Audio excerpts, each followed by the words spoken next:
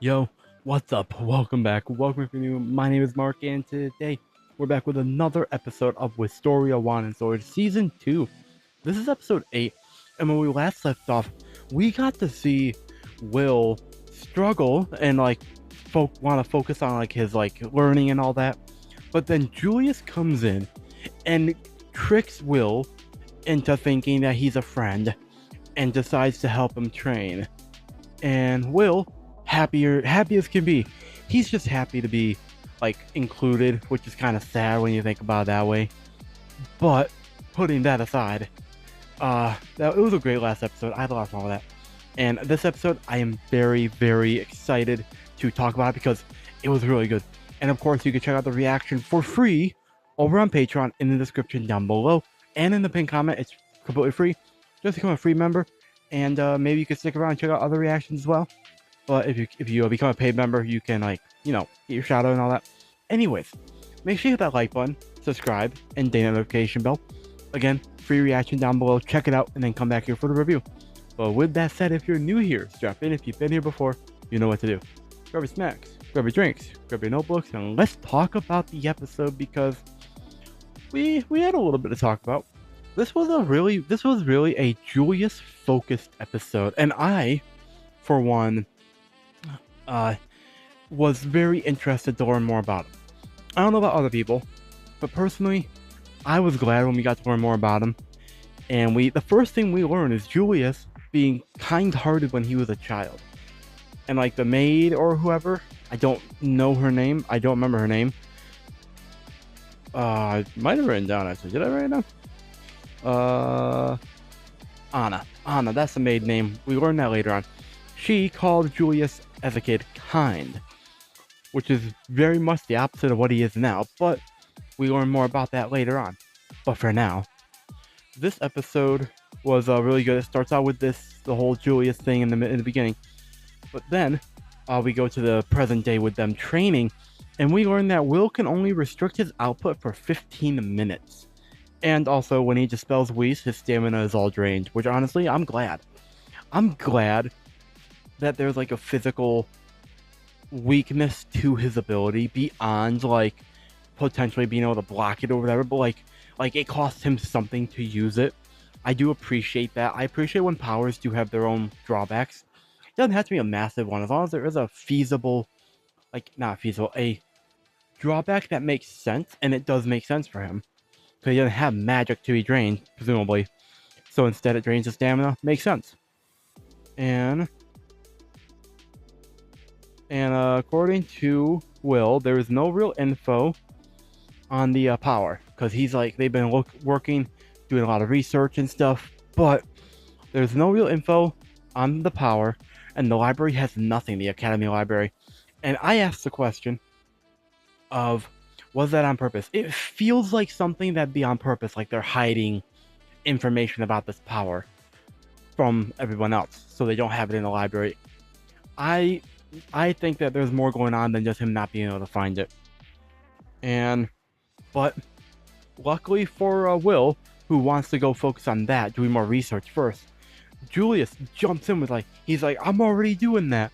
And we learned that Julius sent out clones to ask one of the teachers for help to get Finn, and then he's also studying in the library with a clone.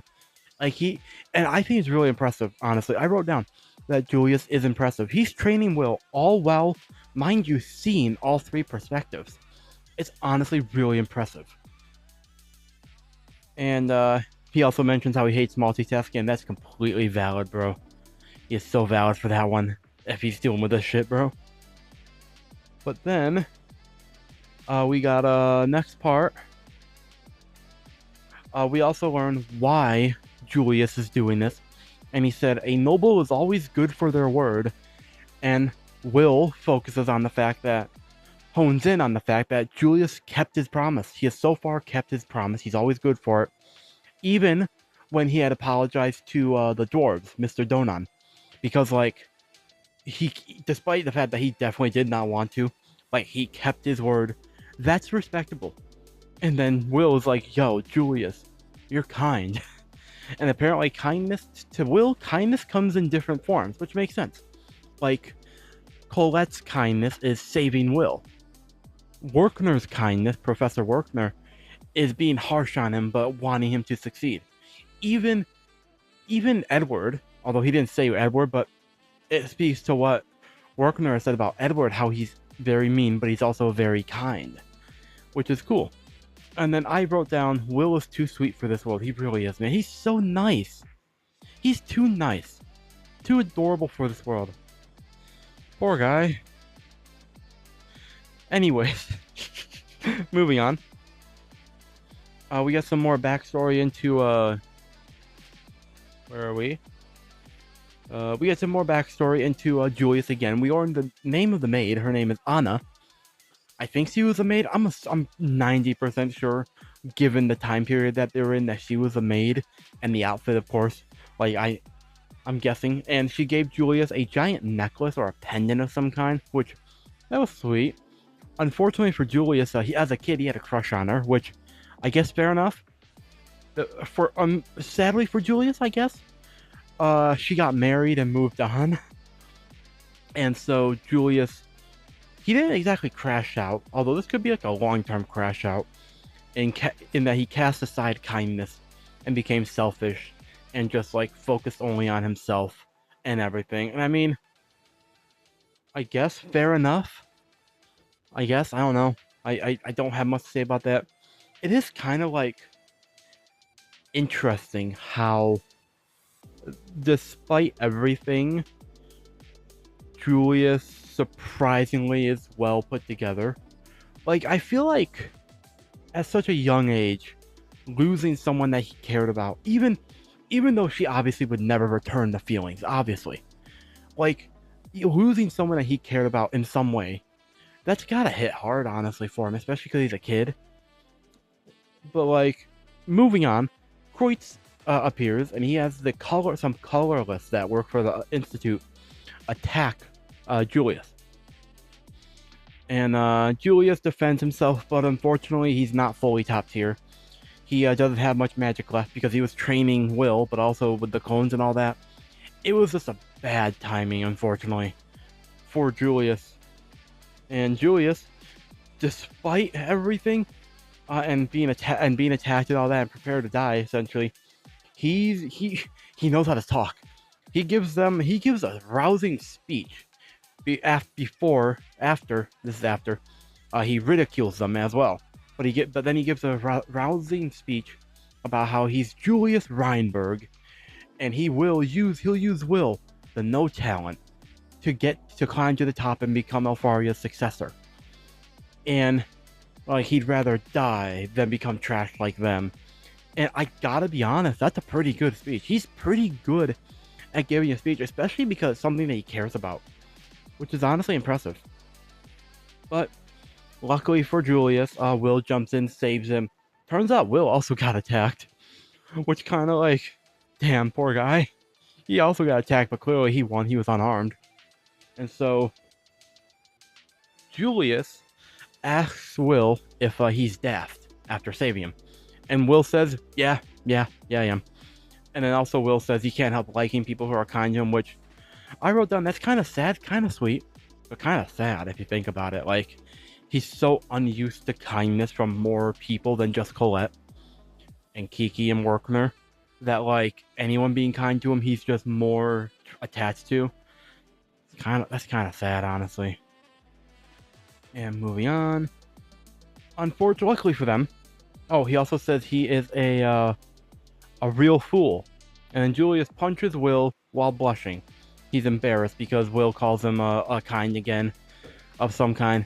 And just like this is a really like a kind episode, and it's an episode about kindness, which is honestly really cool to see. But anyways, moving on. Before anything can go further, they're saved by Sarah Dwen, who we learn is a Maltose and everything, but she saves them with a fire magic wrapping around the people that are attacking them, and it's one very one-sided, man. and she has skills from nearly all elements except light, because we get to see the little the mid roll credits thing. I don't know what's intermission, and before the intermission, she asked to be their teacher, which fair enough. But then we learn that she is in the mid roll credits thing, the intermission. We learn that she likes kids who look towards the future, and dislikes adults who try to close off the future. Which that's pretty cool, honestly. We also learned from Julius that she's one of the 7 legends of the Academy, which is pretty cool, I guess. Man.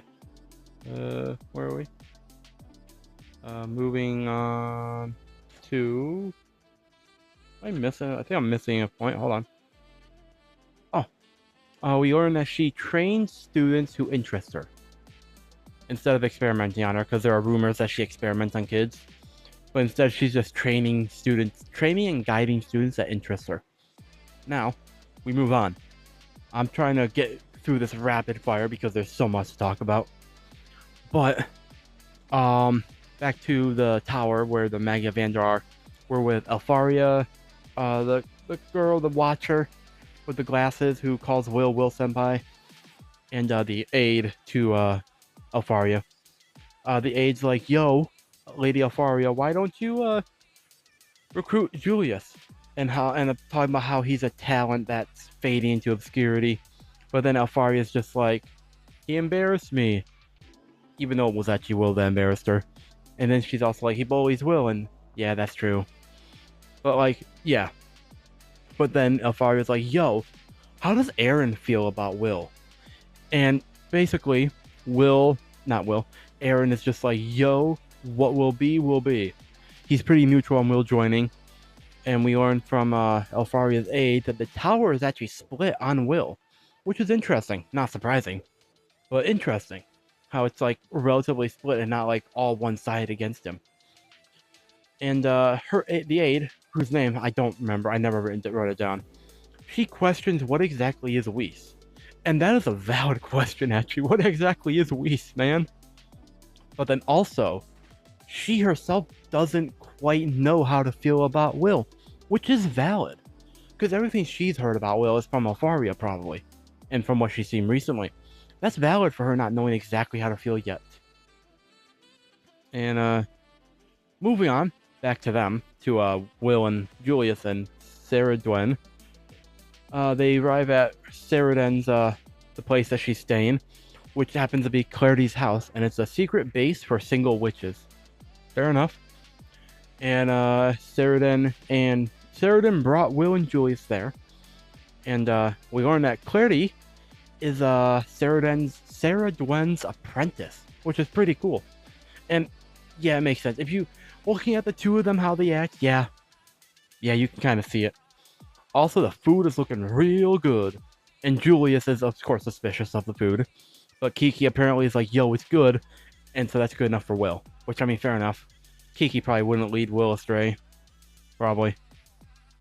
But then we get to see Julius be a little more aggressive in like basically saying Will is too trusting and that he should be more wary, and that Julius himself is wary of Saradwen and thinks she could be an assassin sent to kill him. But then also he's like, yo, there's also no way, even if she's not an assassin, there's no way she's helping for free.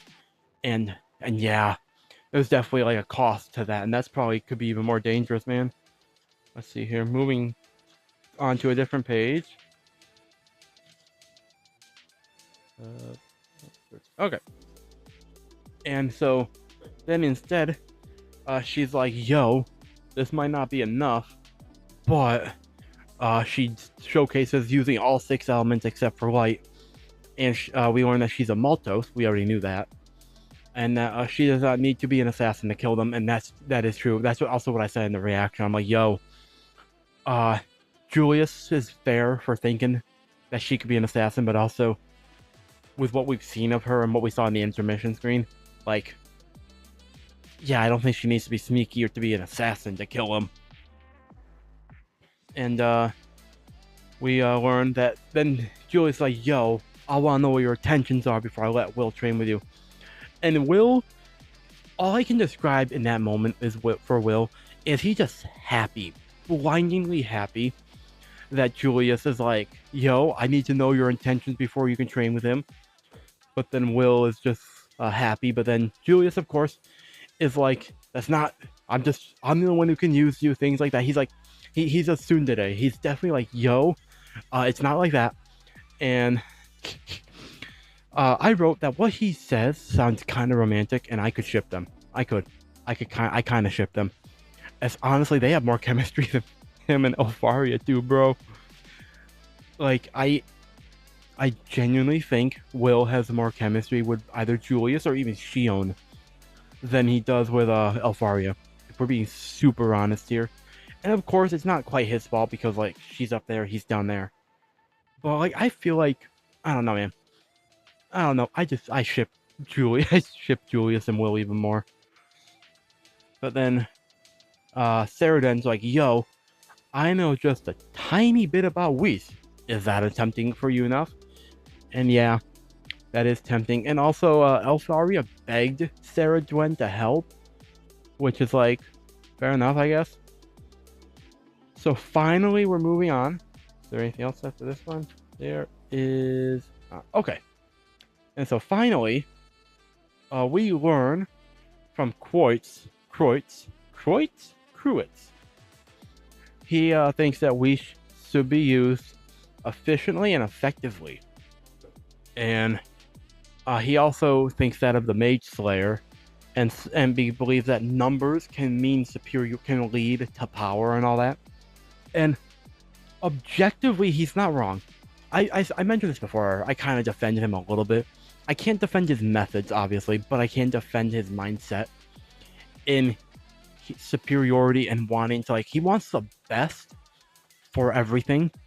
And, like, if Whis could be used widespread by more people, along with the Mage Slayers, then as he says, like, the, like, average mage can become much stronger, more powerful. Like, he's not wrong for thinking that. Obviously, how he goes about it, kind of wrong. But, like, he's not completely wrong. And thanks to the guy that works for him, we learn that Kreutz is called the Mad Dissector. And then he also says, like, if Elfaria knew about this side of him, because he wants to dissect Will to find out the power. And I mean, that's not great, but that's also kind of fair. Like, dissections are a valid thing that do happen in science. So it's like, yeah, it's not surprising. But then Charlie, I think his name is Charlie or Charles, whatever. The aide to Kreutz is like, yo, to himself, obviously. He's not saying this out loud to Kreutz. That's a recipe for disaster. But he basically says that if Elfaria finds out, then, like, that's goodbye to the Upper Institute. And I wrote down, genuinely, I say this with my full chest, I think Kreutz could put up a good fight against Elfaria. I don't know, we haven't seen him fight.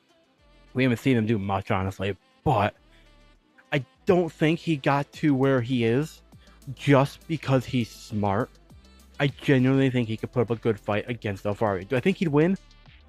No. But I do think he could put up a good fight. And, anything else here? I'm just seeing if I've forgotten anything. I guess I did not. And so, yeah, I've covered everything I want to talk about. So with that, I want to know what your thoughts are in the comments down below. And as always, you can check out the free reaction in the description down below and the pinned comment. Highly recommend you check it out. It was a lot of fun. And it's kind of long too. I think it's like 45 minutes, give or take. Maybe a little less, maybe a little more. Who knows? But check it out in the description down below. And I hope you enjoyed the review. Let me know what your thoughts are in the comments down below for, like, everything I've said, talked about, stuff like that. Do you ship those two? I do. I'm curious what your thoughts are on that as well. Oh, I've been talking a lot, very fast. I have a full energy right now, which is why I'm talking so fast, man. But yeah, thank you so much for watching, and until next time, my name is Mark. Never stop being yourself, stay safe there, and I will see all you incredible people in the next video.